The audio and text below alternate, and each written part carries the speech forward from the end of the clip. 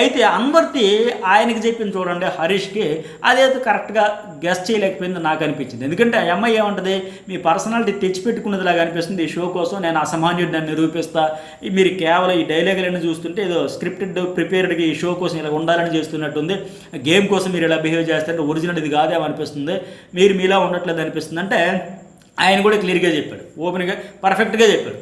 ఎవరు లైఫ్ వాళ్ళు డిజైన్ చేసుకుంటారమ్మా, నాకు నచ్చినట్టు నేను డిజైన్ చేసుకుని నేను స్క్రిప్ట్ రాసి తెచ్చుకుని కదా, ఇది మీ భ్రమ, నీ ఊహ, నేను ఇలా ఉండొచ్చు ఉండకపోవచ్చు, అది ప్యూర్లీ నీ ఒపీనియన్, నీ ఊహ మాత్రమే, మీకు నచ్చినట్టు ఊహించుకోండి, నాకు నచ్చినట్టు నేను ఉంటాను, నా లైఫ్ నేను డిజైన్ చేసుకుంటాను క్లారిటీ ఇచ్చేశాడు.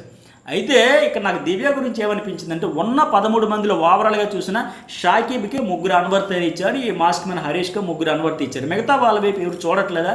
వాస్తవానికి షాకీబ్ హరీష్ లాంటి వల్ల ఎక్కువ కంటెంట్ జనరేట్ అయింది, హడావిడి ఏదో ఒకటి జరుగుతూ ఉంది.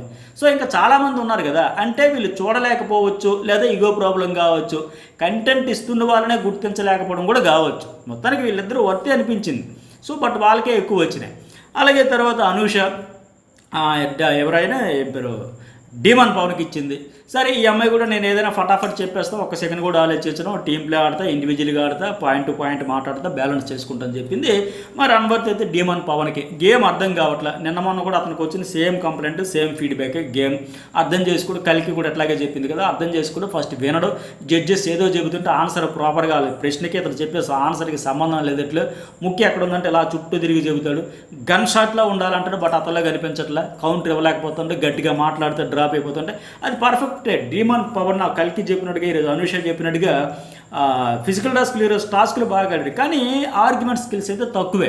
సో పర్ఫెక్ట్గానే చెప్పింది ఆ అమ్మాయి అనిపించింది. Next one Sreeja. Sreeja already అక్కడ స్పాట్లోనే ప్రూవ్ చేసుకుంది. ఆ అమ్మాయి ఫస్ట్ నా రివ్యూలో కూడా చెప్పు, బాబోయ్ ఎవరి దమ్ము శ్రీజ అని నేను చూసేటప్పుడు యూట్యూబ్లో కూడా వాయిస్ వినలేక, బాబోయ్ నా వల్ల కాదు, చెవులను రక్తం వస్తుంది అనుకున్నాను. మెజారిటీ ఆడియన్స్కి అదే ఫీలింగు. ఆ సేమ్ అందుకే బిందు మాధవి, అభిజిత్ కూడా ఇంక 2 ఆప్షన్ కూడా లేకుండా రెడ్ ఇచ్చి పక్కన పెట్టారు. ఆ బిందు మాధవి నీ వాయిస్ ఇరిటేటింగ్గా ఉందని ఎవరైనా అన్నారా అని ఆవిడ మొహమాటంగా, మీరెందుకు అంత మొహమాట పడతారు, నాకు చాలా అన్నారు, చాలా విన్నాను, డబ్బా రేకులు రాని అంటారు, నా వాయిస్ వినలేరని ఆవిడ మైనస్ చెప్పుకుంటూ ఇరిటేటింగ్గా ఉంటుంది, భరించలేరు. కానీ అవన్నీ పక్కన పెట్టేసి నా ఆట చూడండి, ఎంటర్టైన్ చేస్తా, కంటెంట్ ఇస్తా, ఇవన్నీ చెప్పింది. కొద్దిగా అతిగా చెబుతుంది, చాలా ఎక్కువ కాన్ఫిడెన్స్ కూడా కదా, ఓవర్ కాన్ఫిడెన్స్ అనిపించింది. కానీ ఆ మాటల్లో చెప్పినవన్నీ చేతల్లో చూపింది, మాటల్లో చెప్పినట్టుగా ఆర్గ్యుమెంట్ స్కిల్స్ కావచ్చు, ఫిజికల్ టాస్క్లు కావచ్చు, అన్నీ కూడా. సో నవదీప్ గ్రీన్ ఇచ్చాడు కనుక ఆ అమ్మాయి ఇప్పటికే మారుమోగుతుంది. ఫస్ట్ పేర్లు ఎవరైనా వినిపించేది ఉంటే ఎవరు ఇందులో వర్తి అనిపిస్తే దమ్ము శ్రీజ, మాస్క్ మ్యాన్, మనీష్, వీళ్ళ పేర్లు వినిపిస్తూ ఉన్నాయి.